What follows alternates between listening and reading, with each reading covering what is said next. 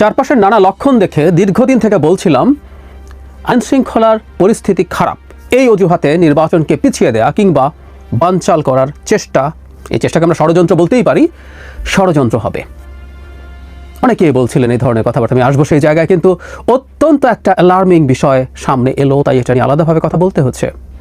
প্রধান উপদেষ্টাও কি একই জায়গায় চলে যাচ্ছেন, একই রকম বক্তব্য নিয়ে প্রাথমিকভাবে চলে এসেছেন? এই প্রশ্ন আমাদের করতে হবে। দুদিন আগে এলডিপির মহাসচিব জনাব শাহাদাত হোসেন সেলিমের সাথে আমি একটা টকশোতে ছিলাম। সেখানে অ্যাঙ্কার তাকে, সেদিনই তাদের বৈঠক হয়েছিল, মানে 13টা দলের সাথে। আমরা জানি যে প্রথম 4টা দলের সাথে প্রধান উপদেষ্টা বসেছেন, পরদিন 13টা দলের সাথে বসেছেন, সেখানে তার দল ছিল এবং তিনি নিজে ছিলেন। তারা যখন নির্বাচন নিয়ে কথাবার্তা বলছেন তখন কী ধরনের অনুভূতি হয়েছে বা তারা প্রধান উপদেষ্টার কাছে কী ধরনের ফিডব্যাক পেয়েছেন, সেই প্রশ্ন যখন জিজ্ঞেস করা হয়, তিনি বলতে গেলেন, উনি বললেন যে উনি তার বক্তব্য শুনে খুব বেশি খুশি হতে পারেননি, বরং তার মধ্যে কিছুটা সংশয় তৈরি হয়েছে। তারপর তিনি কি বললেন সঞ্চালকের প্রশ্নের জবাবে, সেটা একটু শুনি আমরা। দুটি প্রশ্ন আমার। একটি হচ্ছে যে আপনি যখন নির্বাচন দ্রুত দিতে বলেছেন, 5 আগস্টে ঘোষণা করতে বলেছেন, তখন মাননীয় প্রধান উপদেষ্টা কিছু বলেছেন কিনা ইন রেসপন্স? তিনি স্পেসিফিকভাবে কিছু বলেন নাই, কিন্তু আমি একজন রাজনৈতিক কর্মী হিসাবে আমার বিশ্বাস করতে কষ্ট হয় যে ফেব্রুয়ারিতে নির্বাচনটা হবে, আমার কাছে বিশ্বাস করতে কষ্ট হয়। এছাড়া প্রধান উপদেষ্টা মহোদয়ের সমাপনী বক্তব্যের মধ্য দিয়েও মানে এক ধরনের রহস্য, এক ধরনের মানে ধোঁয়াশা, এক ধরনের ঘোলাটে মানে এটা কেমন জানি বুঝতে পারিনি জিনিসটা আর কি। সেজন্য আমি বলছি আর কি যে আমরা তো রাজনৈতিক কর্মীরা মাঠে আছি একটা নির্বাচনের জন্য, এবং এটা আমরা বিশ্বাস করি যে নির্বাচনে সমাপনী বক্তব্যের কোন কথা থেকে আপনার রহস্য সৃষ্টি হলো সেটা যদি জিজ্ঞেস করি। প্রধান উপদেষ্টা মহোদয় বলেছে যে দেশের যদি এই অবস্থা হয় তাহলে কেমন নির্বাচন হবে। ও মাই গড। তো এই কথাটাতে একটু আমার মধ্যে একটা হিমশীতল একটা আতঙ্ক ছড়িয়ে পড়েছে আর কি, কারণ আমরা আসলে তাহলে আমরা বুঝতে পারছি প্রধান উপদেষ্টা বলছেন দেশের যদি এই অবস্থা হয় তাহলে কেমনে নির্বাচন হবে, এটা জনাব সেলিম তার ভাষায় বলেছেন। আমি ওনাকে এই কথাটা পাবলিকলি বলার জন্য সাধুবাদ জানাই। ইনফ্যাক্ট অন্যান্য কিছু কিছু দল এক ধরনের ইঙ্গিতপূর্ণ কথা বলেছেন যে এরপর উনি কী বলেছেন সেটা নাই বলি, বা এই ধরনের আলাপ কেউ কেউ করেছেন। কিন্তু আমি মনে করি 13 দলে যারা ছিলেন তারা পাবলিকলি এই কথাগুলো বলা দরকার, কারণ প্রধান উপদেষ্টা তাদের কাছে এই তথ্যটা দিয়েছেন। আমি ধারণা করি আস্তে আস্তে তিনি জনগণের উদ্দেশ্যেও বলতে শুরু করবেন, মানে দেশের যদি এই অবস্থা হয় তাহলে নির্বাচন কেমনে হবে। আমরা এখন সোজা সাপটা যদি বলি, প্রধান উপদেষ্টার এই বক্তব্যটা is very much align two NCP এবং জামায়াতে ইসলামী। এনসিপি নাহিদ ইসলামের মার্চ মাসে রাইটার্স এফপির বক্তব্য কথা রিপিটেডলি বলেছে। আমি এই কথাগুলো রিপিট হলেও বলতেই থাকি, কারণ এগুলো আমাদের কানে থাকতে হবে, এবং কেউ যদি আমার আগের ভিডিও না দেখে থাকেন অন্তত এখান থেকে যাতে সেই ধারণা পান। তিনি নির্বাচন না হতে পারার বা সংশয়ের পেছনে আইনশৃঙ্খলার পরিস্থিতির কথাই বলেছিলেন। জামায়াতের আমির পাটগ্রাম থানা হামলা এবং আসামি ছিনিয়ে নেওয়াকে ইন্ডিকেট করে বলেছিলেন এইভাবে কিসের নির্বাচন, মানে কিভাবে এরকম সময় নির্বাচন হতে পারে, কিসের নির্বাচন হতে পারে, মানে নিরাপত্তাকে অজুহাত হিসাবে বা যুক্তি হিসাবে তাদের ভাষায় দেখিয়ে। এখন প্রধান উপদেষ্টাও একই কথা বলছেন। তিনি বৈঠকে বসেছিলেন, তার একটা প্রেক্ষাপট আছে। তার আগের দিনই বাংলাদেশের তার আগের দিন ডিজাস্টারটা ঘটেছিল, কিন্তু বৈঠকের আগের দিন ঘটেছিল একটা খুবই অ্যানার্কিক সিচুয়েশন। একটা হচ্ছে মাইলস্টোন স্কুল এবং কলেজে দুজন উপদেষ্টা এবং প্রধান উপদেষ্টা প্রেস সচিবকে স্টুডেন্টরা দীর্ঘ 9 ঘন্টা অবরুদ্ধ করে রাখেন। তারা দফায় দফায় বেরোতে গিয়েও পারেননি, এবং পরবর্তীতে শিক্ষা সচিব এবং শিক্ষা উপদেষ্টার পদত্যাগের দাবিতে সচিবালয় ঘেরাও করা হয়েছিল। শুধু ঘেরাও না, সচিবালয়ের গেট ভেঙে ভেতরে ঢুকে সচিবালয়ের যানবাহন ভাঙচুর করা হয়েছে। অত্যন্ত নৈরাজ্যকর একটা পরিস্থিতি তৈরি হয়েছিল। সেই পরিস্থিতির পর তিনি বসছেন এবং তার বক্তব্যে যখন এইভাবে এই পরিস্থিতিতে যখন ইন্ডিকেট করছেন, তার মানে এর আগের দিনের এই দুটো ঘটনাকেই তিনি ইন্ডিকেট করছেন। আমি বলছিলাম ওই দুটা ঘটনাকে কেউ ব্যবহার করছে না কেন? যারা নির্বাচনের পরিবেশ নেই, আইনশৃঙ্খলার অবস্থা ভালো না বলে যারা নির্বাচনকে পেছাতে চান, তারা কেন আওয়াজ করছেন না? কিন্তু আমি এটাও বলে রেখেছিলাম এ দুটো ঘটনাও সব ঘটনার সাথে যুক্ত হয়ে ইউজড হবে। গোপালগঞ্জে যেমন ঘটনার পর যেন হান্নান মাসুদ খুব সময় লাগেনি, খুব দ্রুত এভাবে কিসের নির্বাচন করবে এই সরকার, এসব বলেছেন। কিন্তু দেখা গেল এই দুটো ঘটনাকে মাথায় রেখে রাদার প্রধান উপদেষ্টা, রিপিট, প্রধান উপদেষ্টা এই রকম কথা বলছেন। মজার ব্যাপার, আমরা আসলে প্রধান উপদেষ্টাকে যদি প্রশ্ন এখন করি, দেশের আইন শৃঙ্খলার অবস্থা দীর্ঘদিন থেকে খারাপ, অনেকবার বলেছি, শোরগোল করেছি, কিন্তু স্বরাষ্ট্র উপদেষ্টাকে তো সরানোর মতো বা পরিবর্তন, মানে আমরা প্রায় একটা কথা বলছি, এটা পরিবর্তন করলেই যে সব ঠিকঠাক হয়ে যেত, নট নেসেসারিলি, কিন্তু এটা হতে পারতো যে আমরা প্রধান উপদেষ্টার আন্তরিকতা বুঝতে পারতাম, যে উনি চেষ্টা করছেন। হয় ওনার ক্যাবিনেটের আর কাউকে এখানে দায়িত্ব দেয়া, আমরা জানি না কেউ এটাকে সমর্থন করবেন কিনা। জেনারেল শাখাওয়াত যখন প্রথম দায়িত্ব ছিলেন সবচেয়ে ভঙ্গুর অবস্থায়, তিনি বেশ ভালোই কাজ করছিলেন বলে আমরা বাইরে থেকে মনে হচ্ছিল। তারপর তার কিছু এক বক্তব্য নিয়ে সবার খুবই ক্ষোভ হলো, তাকে সরিয়ে দেওয়া হলো। তিনি ক্যাবিনেটে আছেন, কিন্তু সরিয়ে দেওয়া হলো। তিনি বা আর কেউ যারা বেটার পারফর্ম করছেন অথবা বাইরে থেকে কাউকে এনে এখানে দেয়া, এটা শুধু উপদেষ্টা না, ওখানে একজন বিশেষ সহকারীও আছেন। সব কিছু মিলে এই মন্ত্রণালয়টা খুবই খারাপ চলছে। আবার স্বরাষ্ট্র উপদেষ্টার কাছে কৃষি মন্ত্রণালয়ও রাখা হয়েছে। এই হচ্ছে ডক্টর ইউনূসের ম্যানেজমেন্টের স্টাইল। তিনি যদি পরিবর্তন করার চেষ্টা করতেন, তিনি যদি কোনো সিরিয়াসলি কাজ করার চেষ্টা করতেন বা একটা কমিটি করে দিতেন যারা এই আইন শৃঙ্খলাকে আলাদাভাবে দেখবে, বিশেষভাবে দেখবে, তাহলে বুঝতাম যে তিনি চেষ্টা করছেন। তাহলে তো তিনি চেষ্টা করছেন না। তিনি চেষ্টা করছেন না। কেন করছেন না? তিনি বা এখন এই প্রশ্নগুলো তাকে সরাসরি করে ফেলাও বিব্রতকর মনে হয়। আমরা প্রায় বলতাম সরকারের একটা অংশ আছে যারা চায় এই পরিস্থিতিগুলো থাকুক এবং আরও খারাপের দিকে যাক। সো এই আলাপটা সামনে আনা যায়, যে আলাপটা এখন আসছে। এখন প্রধান উপদেষ্টাও কি এই চক্রকে এন্ডোর্স করছেন? আমি আবারও বলছি, আইন শৃঙ্খলার অবস্থা যে জায়গায় যাচ্ছে এটা সত্যিই খারাপ, কিন্তু আমরা সরকারের কোনো সিগনিফিকেন্ট পদক্ষেপ নেওয়া তো দেখি নাই। বিভিন্ন জায়গায় যখন মব বিভিন্ন নামে, কখনো ধর্মের নামে, কখনো বিপ্লবের নামে, সোকল বিপ্লবের নামে, এটা সোকল বলি কারণ এটা কোনোভাবেই বিপ্লব ছিল না, যাই হোক, কারণ খারাপ লাগলো, কিছু করার নেই। বিপ্লবের নামে বিপ্লবী লোকজন, এমনকি তাদেরকে এন্ডোর্স করার চেষ্টা করা হয়েছে মবকে। ইভেন জনাব নাহিদ ইসলাম বলেছেন এরা বিপ্লবের ছাত্র জনতা, বিপ্লবী ছাত্র জনতাই নাকি অনেক ক্ষেত্রে মব, কোনো কোনো ক্ষেত্রে মবকে প্রেশার গ্রুপ বলা হয়েছে। সো এই সম্মতি উৎপাদনের চেষ্টা হয়েছে এবং মবের বিরুদ্ধে যারা কথা বলেছে তাদের উপর অনেকেই হামলে পড়েছেন। আমি তাদের একজন, আমার উপরও প্রচুর আক্রমণ হয়েছে এগুলো নিয়ে। সো এগুলো যখন ঘটছে, কোনো পদক্ষেপ তো আমরা সেই অর্থে সিগনিফিক্যান্টলি দেখিনি সরকারের দিক থেকে, কোনো একটা জায়গায় কখনো দেখিনি। তো তা যদি হয়ে থাকে, তার আন্তরিকতা কোথায়? আমরা এই প্রশ্ন করব।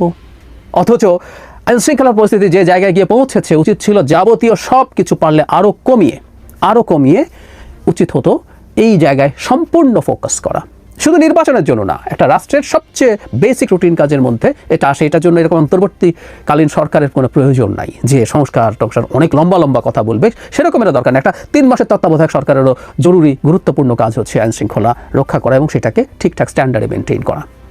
আমরা জানি পুলিশ বাহিনীর সমস্যা আছে, কিন্তু পুলিশ বাহিনীর সাথে সাথে এখন ম্যাজিস্ট্রেসি পাওয়ার নিয়ে সেনাবাহিনী মাঠে আছে। কি করছে সরকার?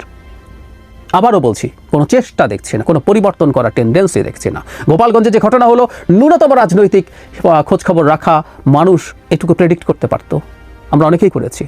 স্বরাষ্ট্র উপদেষ্টা এতটা হবে নাকি বোঝেননি। আমি আসলে মনে করি যাবতীয় সব গোয়েন্দা সংস্থা সঠিক তথ্যই দিয়েছিল এবং কনস্পিরেসি থিওরি বলতে পারেন কেউ, কিন্তু আমি এটাকে একটা অল্টারনেটিভ থিওরি হিসাবে বলতে চাই। সেটা হচ্ছে হতে দেয়া হয়েছে, কারণ এগুলো প্রত্যেকটা অ্যাকুমুলেট করছে।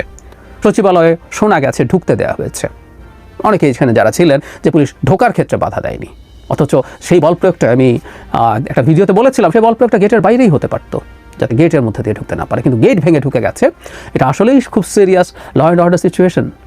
দেখা গেল যে সরকারের এই উইংগুলো কাজ করতে পারছে না। এখন প্রধান উপদেষ্টা নিজে বলছেন, প্রধান উপদেষ্টার মতো মানুষ নিজে যদি এই কথাগুলো বলেন, এটা অত্যন্ত অ্যালার্মিং। জনাব সেলিম যখন এই কথাটা প্রথম বললেন, আমি টকশোতে বসে আমার মুখ দিয়ে ও মাই গড স্পন্টেনিয়াসলি বেরিয়ে গেছে। এটা আসলে ও মাই গড বলার মতো ব্যাপার। আমরা এটুকু জানছিলাম যে প্রধান উপদেষ্টা অন্তত তার যে সম্মান রক্ষার জন্য তিনি যে কথা দিয়েছেন জাতির কাছে, সেটা রক্ষা করবেন, কিন্তু আর মধ্যে অন্য অনেকেই এই ধরনের চেষ্টায় আছে। কিন্তু ওনার এই বক্তব্যের পর আমরা এই সন্দেহটা রাখবো। আমি বলছি না নিশ্চিতভাবেই তিনি এর অংশ, কিন্তু এই সন্দেহটা আমরা প্রকাশ করে রাখবো তিনি কি এটার অংশ। কারণ স্টেক ইজ সো হাই, বাংলাদেশের ভবিষ্যৎ আমরা আসলে কারো উপরে এইভাবে ছেড়ে দিতে পারি না। যেন তেন কিছু হতে পারে, এই পরিস্থিতিতে ছেড়ে দিতে পারবো না, সরি। সুতরাং আমরা আশা করি, আমরা মনে করি, আমরা যারা সচেতন নাগরিকরা আছি তারা তাদের জায়গা থেকে শোরগোল করবে এবং রাজনৈতিক দলগুলোকে খুবই ভিজিল্যান্ট হতে হবে। প্রয়োজন তাদের আস্তে আস্তে মাঠে নামার চিন্তা করতে হবে, যাতে এই ধরনের কোনো চেষ্টা হালে পানি না পায়। প্রধান উপদেষ্টার এই বক্তব্যকে সিরিয়াসলি নিতে হবে। কেউ কেউ বলতে পারে যে অনেক বেশি সেন্সিটিভিটি দেখাচ্ছে কিনা। আমি বলি সিচুয়েশনটা এখন এতটাই নাজুক, এতটাই টারময়েলের মধ্যে আছে, আমরা এতটাই ক্রান্তি লগ্নের মধ্যে আছি, এখন অত্যন্ত ছোট বিষয়কে বেশ বড় করেই দেখা উচিত হবে। এতে হয়তো কখনো কখনো বাড়াবাড়ি মনে হতে পারে, কিন্তু এটা আমাদের বিপদ থেকে বাঁচাবে। আমাদের খুব সতর্ক হতে হবে। এনসিপি যাবে, এনসিপি আসছে, তারা সমাবেশ করবে। সমাবেশ করার জন্য স্কুল বন্ধ থাকবে এবং স্কুলের পরীক্ষাও বন্ধ থাকবে, এবং সেটা একদিন না 2 দিন। নেত্রকোনাতে এরকম একটা ঘোষণা এসেছে স্কুল কর্তৃপক্ষের মাধ্যমে। স্কুলের প্রধান শিক্ষকের স্বাক্ষর করা একটা নোটিশ জারি করা হয়েছে, যে নোটিশের পরিপ্রেক্ষিতে জানা যাচ্ছে যে এনসিপির আসা উপলক্ষে সেই স্কুলে 2 দিন ধরে পুলিশ অবস্থান করবে এবং পুলিশ অবস্থান করার জন্য সেই স্কুল ছুটি ঘোষণা করা হলো এবং সেই ছুটির মধ্যে 27 এবং 28 তারিখ থাকবে। 27-28 তারিখে কোনো ক্লাস হবে না, কোনো পরীক্ষা হবে না। পরীক্ষা 27 তারিখের পরীক্ষা সেটা 29 তারিখে হবে, এরকম একটা নোটিশ জারি করা হয়েছে, যেটা নিয়ে সামাজিক যোগাযোগ মাধ্যমে গত রাত থেকে তোলপাড় শুরু হয়েছে। কি শুরু হয়েছে দেশে? একটি রাজনৈতিক দল সমাবেশ করবে, তার জন্য স্কুল বন্ধ থাকবে, স্কুলের পরীক্ষা বন্ধ থাকবে, সেই বিজ্ঞপ্তি আসবে, সেটা এই দেশে হবে। এটা কোন দেশে বাস করা শুরু করলাম আমরা? এটা কেন হচ্ছে? কেন এই ঘটনাগুলো বারবার হচ্ছে? কেন সরকার দৃষ্টি রাখছে না? তাও আবার যদি হয় পুলিশ লাইন্স স্কুলের মতো একটা স্কুলে, যে পুলিশের পক্ষ থেকে এরকম একটা ঘোষণা আসে, অবিশ্বাস্য। বলছিলাম এনসিপির সমাবেশ উপলক্ষে স্কুল 2 দিন ছুটি, ক্লাস পরীক্ষা সব বাতিল, পরীক্ষার তারিখ পেছানো হয়েছে। সেই ঘটনাটা হয়েছে নেত্রকোনা পুলিশ লাইন স্কুলে। সেখানে একটা নোটিশ জারি করেছেন আব্দুল মালিক, প্রধান শিক্ষক। তিনি গতকালকে এই নোটিশটা জারি করেছেন এবং নেত্রকোনা পুলিশ লাইন্স স্কুলের যে ফেসবুক পেজ, সেই ফেসবুক পেজেও সেটা পোস্ট করা হয়েছে। সেখান থেকেই ব্যাপারটা ভাইরাল হয়েছে। আপনারা সেই পোস্টটা দেখে নিতে পারেন। এবং প্রধান শিক্ষক যিনি আব্দুল মালিক, তাকে তার চেহারা দেখে খুবই নিপাট ভদ্রলোক মনে হয়, সফেদ দাড়ির ওয়ালা একজন ভদ্রলোক। তার একটা অনুষ্ঠানে তিনি বিদায়ী একটা শিক্ষককে বিদায়ী সম্বর্ধনা জানাচ্ছেন, এরকম একটা ছবি যে সেই স্কুলের পোস্টে করা হয়েছে। সেই পোস্টটাও আপনারা দেখে নিতে পারেন। এই ভদ্রলোক কেন এই ধরনের শিশু, কোমলমতি শিশুদের নিয়ে এই সিদ্ধান্ত নিলেন, কোন চাপে নিলেন, সেটাই এখন বড় ব্যাপার। যদি তিনি কোনো চাপে নিয়ে থাকেন, তাহলে কারা চাপ দিয়েছে সেটা আইডেন্টিফাই করতে হবে। আর যদি তিনি চাপে না নিয়ে থাকেন, শতপ্রণোদিত হয়ে যদি নেন, কিংবা এনসিপির সঙ্গে তার যদি কোনো যোগসাজশ থাকে, তাহলে তিনি শিক্ষক থাকার নৈতিক অবস্থান আর রাখেন কিনা সেই প্রশ্নটাও উঠবে। নোটিশে কি লিখেছেন তিনি? নোটিশে লিখেছেন যে নোটিশ 24/7/2025 এত দ্বারা পুলিশ লাইন স্কুলের সকল ছাত্রছাত্রী, শিক্ষক শিক্ষিকা ও অভিভাবকদের জানানো যাইতেছে যে আগামী 27/7/25 তারিখ রবিবার এনসিপি নেত্রকোনায় পদযাত্রা উপলক্ষে নেত্রকোনায় আগত পুলিশ ফোর্স অত্র বিদ্যালয়ে অবস্থান করিবে। সেহেতু 27/7/25 তারিখ রবিবার হইতে 28/7/25 তারিখ সোমবার পর্যন্ত বিদ্যালয় বন্ধ থাকিবে। 29/7/25 তারিখ মঙ্গলবার হইতে যথারীতি ক্লাস ও পরীক্ষা চলিবে। প্রত্যেক ক্লাসের বাকি পরীক্ষাগুলো উল্লেখিত তারিখে অনুষ্ঠিত হবে। বিশেষ দ্রষ্টব্যে লেখা হয়েছে 27/7/2025 তারিখের পরীক্ষা অনুষ্ঠিত হবে 29/7/2025 তারিখে, এবং 22 তারিখের পরীক্ষা, যেটা এর আগে হয়নি, 22 তারিখের পরীক্ষা অনুষ্ঠিত হবে 30 তারিখে। সেটা তারা সেই নোটিশে উল্লেখ করা হয়েছে। নিচে মোহাম্মদ আব্দুল মালিক, প্রধান শিক্ষক, পুলিশ লাইন স্কুল, নেত্রকোনা, এই নোটিশটি জারি করা হয়েছে। এখন ব্যাপার হচ্ছে যে এনসিপিকে নিরাপত্তা দেওয়ার জন্য বিভিন্ন জায়গা থেকে, নেত্রকোনার জেলা সহ বাইরে থেকে পুলিশ আসবে। সেই পুলিশরা 2 দিন ব্যাপী এই পুলিশ লাইন স্কুলে তাদের ঘাঁটি গাড়বে, তারা সেখানে থাকবেন। তাদের থাকার জন্য এনসিপির নিরাপত্তা যেন দিতে পারে, সেই জন্য স্কুল বন্ধ থাকবে। এমনকি স্কুলের পরীক্ষা 27 তারিখে, সেই 27 তারিখের পরীক্ষাও বন্ধ থাকবে। এটা নিয়ে আসলে বলার কিছু নেই, এত বেশি বলার কিছু নেই, শুধুমাত্র তথ্যটা শেয়ার করার জন্য এই ভিডিওটা করা। প্রশ্নটা একটাই যে যে ঘটনাগুলো ঘটছে এনসিপিকে কেন্দ্র করে, বারবার যে সমালোচনাগুলো আসছে এই সমাজে, সেই ঘটনা, সেই সুযোগ সুবিধা অন্য কোনো রাজনৈতিক দল হলে কি দেয়া হতো, নাকি শুধুমাত্র এনসিপি রাজার দল হিসেবে এই সুযোগ সুবিধাগুলো পাচ্ছে? কোমলমতি শিশুরা পর্যন্ত রেহাই পাচ্ছে না, তাদের ক্লাস পরীক্ষা বন্ধ করে তারা পদযাত্রা করবে। এটা তো কখনো হতে পারে না। আমার মনে হয় যে এনসিপির নেতৃবৃন্দও যদি এটা বিবেচনা করেন, তাহলেও তো তারা এটা করার কথা নয়, নাকি তাদের অজান্তেই অতি উৎসাহী হয়ে পুলিশ এবং স্কুল কর্তৃপক্ষ এই কাজ করেছে, সেটাও খতিয়ে দেখার বিষয়।